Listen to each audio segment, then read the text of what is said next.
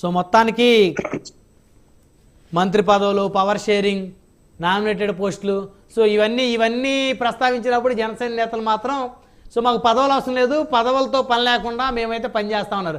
కానీ ఇప్పుడు కృష్ణాంజలి గారు ఒప్పుకోవట్లేదు. మీరు నామినేటెడ్ పోస్ట్ వద్దన్నా, లేకపోతే మీ అధినేత డిప్యూటీ సీఎం వద్దన్నా, లేకపోతే మీ ఎమ్మెల్యేలు మంత్రి పదవులు వద్దన్నా కూడా ముందు కృష్ణాంజలి గారికి ఇష్టం లేదు. ఇప్పుడు వాస్తవంగా కృష్ణాంజలి గారు మాట్లాడిన మాటలు నేను సాధనట్లేదు, కొట్టిపారేయటానికి లేదు. రాజకీయాలు అనేది ఖచ్చితంగా అధికారం కోసమే ఎవరు చేసినా.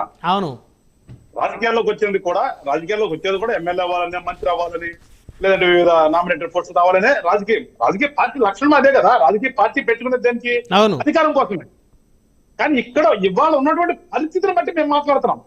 మేమేం పదవులు వద్దనో, మాకు వద్దనే కాన్సెప్ట్ ఏంటంటే నేను మాట్లాడేది అవే కాదని ఎందుకంటానంటే ఇవాళ కూటమిలో ఉన్నాం. మేము ఇండిపెండెంట్ గా మేము ఉంటే ఖచ్చితంగా ఇంకా దాని గురించి అసలు చర్చ ఉండదు కదా. అవును. కానీ ఇవాళ కూటమిలో ఉన్నప్పుడు తక్కువ సీట్లు మేము తీసుకుని పోటీ చేసినప్పుడు ఇవాళ మేము వాటి కోసం ఎంపర్లాడకూడదు అనే ఒక ఆలోచించడం నేను చెప్తున్నాను తప్పితే అధికారం ఉండాలి కదా చేయాలంటే. ఇప్పుడు మాకు 100 ఐడియా అంటే మీకు ఎవరైనా ఏంటి మీరు అనేది కూటమిలో ఉన్నాం కదా అని ఏదో డౌట్ఫుల్ గా ఉన్నారంటే మీరు అడిగితే ఎవరైనా ఎవరని కాదు, మేమేదో దానికోసమే వచ్చాము అనే భావనతో మేము ఏమంటున్నాను. ఇవాళ నాకున్న ఐడియాలజీని నేను ఇంప్లిమెంట్ చేయాలంటే నాకు అధికారం ఉండాలి. ఖచ్చితంగా నాకు అధికారం ఉంటేనే నా పని చేయగలుగుతా. లేకపోతే నేను చేయలేను. అన్ని కూర్చుని మీ ముందు కూర్చుని ఎంతసేపు ఆగినా కానీ ఉపయోగం ఉండదు. అది కాదు వెంకటేశ్వర గారు, ఇప్పుడు ఇచ్చినటువంటి హామీలు ఏదైతే ఉన్నాయో, ఏదైతే మేనిఫెస్టో ఉందో ఆ మేనిఫెస్టోకి పూర్తి బాధ్యత నాది అని పవన్ కళ్యాణ్ గారు చెప్పారు. సో ఇద్దరు కలిసి ప్రజల్లోకి వెళ్ళారు. తెలుగుదేశం పార్టీ ఆఫీస్ మీద కూడా చంద్రబాబు గారి పక్కన పవన్ కళ్యాణ్ గారి ఫోటో కూడా అక్కడ స్టిక్ ఆన్ చేసినటువంటి పరిస్థితి ఉంది. సో అంత భాగస్వామి ఉన్న మీరు మరి ఒక 15-20% మంత్రిత్వ శాఖలు అడగడానికి కూడా మొక్కమాట పడితే ఎట్లా సార్? మొహమాటం అనేది కాదండి. ఇప్పుడు 15% అడగలేము కదా. 15%, 20% అనేది కాదు నేను అంటుంది. ఇవాళ మేము మంచి పదవులు రేపు తీసుకున్నా మేము పని చేస్తాం.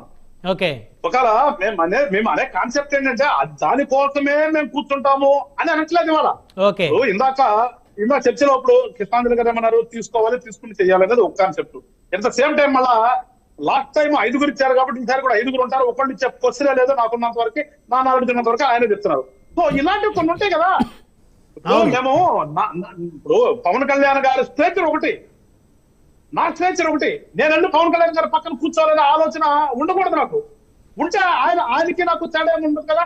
అట్లాగే వాళ్ళ ఇంకొక 5 ఉప ముఖ్యమంత్రిని ఇచ్చినప్పుడు మా పవన్ కళ్యాణ్ గారికి ఉప ముఖ్యమంత్రిగా మేమే ఒప్పుకుందాన్ని మనకు కూడా అంగీకరించుదాము.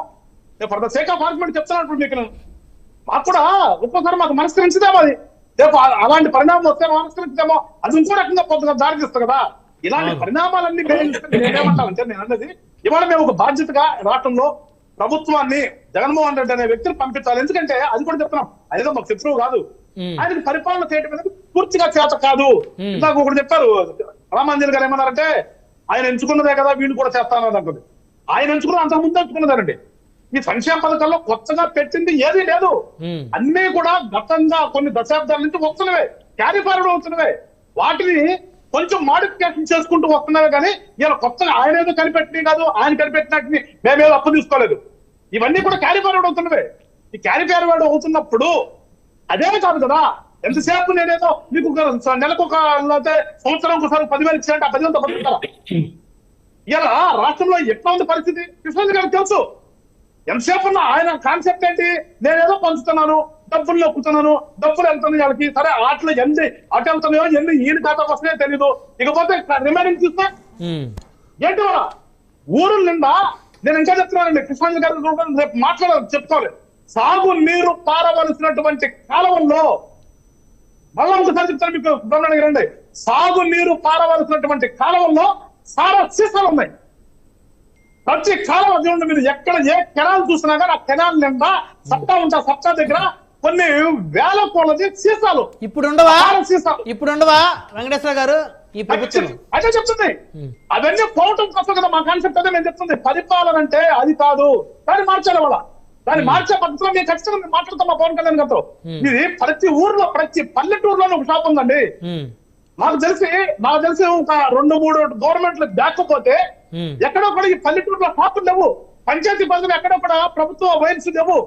ఈ ప్రభుత్వ వైన్స్ అనేది వచ్చిన దాదాపుగా ఒక 2-3 దశాబ్దాల క్రితం నుంచి అనుకుంటాను. ఐ థింక్ అది తెలుగుదేశం గవర్నమెంట్ అని వచ్చి ఉంటుంది అనుకుంటాను. అంతకుముందు లేదు, అంతకుముందు ఏదైనా మున్సిపాలిటీలో ఉండేవి. ఇవాళ ప్రతి ఊర్లో కూడా ఒక వైన్ షాపు. అరే ఆ వైన్ షాప్ ఇవాళ పాలసీ అంటే అక్కడ కూడా తాగకూడదంట, అక్కడ తాగకూడదు, వాళ్ళు కొనుక్కునే వాళ్ళు. వీళ్ళు కొనుక్కున్న సీసాలు ఎక్కడ పోతున్నారు, కాలువలు కట్టుకుపోతున్నారు. ఎక్కడైతే కాలువలు సప్తా ఉంటుందో అక్కడ పోతున్నారు. అది ఎక్కడ చూసినా కాలువలు నిండా సీసాలే, పొలాల నిండా సీసాలే. మిగిలిపోయి రైతులు పొలాల్లోకి వెళ్ళారు, గేదెలు ఆవులు పొలాల్లో తిరిగే పరిస్థితి పడలేదు. ఇక్కడ ఇలాంటి చాలా వెంకటేశ్వర గారు for your kind information, Andhra Pradesh లో కింగ్ ఫిషర్ బీర్లు కేసులు దిగుతున్నాయని సోషల్ మీడియాలో చూశాను. మరి అది నిజమాబద్ధమో తెలియదు. అంటే నాణ్యమైన మద్యాన్ని ఇస్తానని చెప్పి చంద్రబాబు గారు ఆల్రెడీ ప్రకటించారు. గతంలో ఏవైతే ఉన్నాయో అవన్నీ కూడా తీసేసి మరి అంతకుముందు 2014-19 మధ్యలో ఏవైతే మద్యం బ్రాండ్లు ఉన్నాయో సో అవి ఇస్తామన్నారు. సో అప్పుడు ఇంకా పారే అవకాశం ఉంటుంది మీరు అన్నట్టు ఆ మద్యం. పాలసీని రివైజ్ చేయవలసిన అవసరం ఉంది అంటే అనేది. ఓకే, ఇలాంటివి ఇప్పుడు మద్యపానాన్ని ప్రపంచవ్యాప్తంగా ఉన్నదండి, అది ఎక్కడ పూర్తిగా తీసేయటం అనేది నాకు తెలిసిన వరకు అవ్వదు. రైట్, కంక్లూడ్ చేయండి వెంకటేశ్వర గారు, సమయం తక్కువ ఉంది. రెగ్యులేట్ చేయడం అనేది మన చేతిలో ఉన్న పని, రెగ్యులేట్ చేస్తాను. అవన్నీ కూడా మేము ప్రభుత్వంలో భాగస్వామ్యం మేము చేపిస్తాం, అది మేము మాట్లాడుతుంది. అది చేపించాలంటే మరి భాగస్వాములు అవ్వండి, ప్రభుత్వంలో మంచి చేయడం కోసం చెప్తుంది. భాగస్వామి అయినప్పటికీ అవునప్పటికీ కూడా మేము మా బాధ్యత ఉందని చెప్తాం. అదే ఆ బాధ్యత, పెద్ద బాధ్యత ఉంటారు. ఇప్పుడు ఫైనల్ గా వెంకటేశ్వర గారు పవన్ కళ్యాణ్ గారిని ఉప ముఖ్యమంత్రిగా జనసేన కార్యకర్తలకు చూసే అవకాశం అదృష్టం ఉందా లేదా, అదొక్కటి చెప్పి కంక్లూడ్ చేయండి. సార్ మాకు ఎప్పుడు మా నాయకుడు గొప్పనండి, మా నాయకుడు మాకు ఎప్పుడు లక్ష్మీనారాయణ గారు పదవి తీసుకుని కూర్చుంటే ఇంకొంచెం ఆనందపడతాం. మేము కాదనం కదా, నేను అంటుంది అదే. మీ నాయకుడు మీకు గొప్ప, కానీ రాష్ట్ర ప్రజలకి గొప్పగా ఉండాలి అంటే ఒకటి ఈ కూటమి ఏర్పడటానికి, ఇంత మెజార్టీ రావడానికి, ఇంత గవర్నమెంట్ రావడానికి ముఖ్య కారకుడు పవన్ కళ్యాణ్. పవన్ కళ్యాణ్ గారు అనే వ్యక్తి ఆలోచిస్తాడు. నేనంటే మీరు పదవి తీసుకోవాలా వద్దా అనేది కూడా ఆయనకు ఒక నిర్దిష్టమైన ఆలోచన ఉంటది. రైట్, సో ఆయన ఆలోచనకు అనుగుణంగా మీరంతా నడుచుకుంటారు ఫైనల్ గా. రైట్ రైట్, సమయం లేదు వెంకటేశ్వర గారు. రైట్, కృష్ణాంజలి గారు, సో ఫైనల్ గా అంటే